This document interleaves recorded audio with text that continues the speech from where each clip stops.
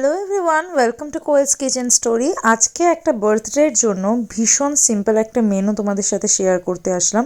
প্রথমেই আছে fried rice, তার সাথে মাস্ট স্যালাড আর আলুর দম দিয়ে ফ্রাইড রাইস খেতে কিন্তু বেশ ভালো লাগে। আরও একটা কথা, যদিও এখানে বেগুনিটা নেই, তাও এর সাথে বেগুনি দিলে কিন্তু দুর্দান্ত লাগবে।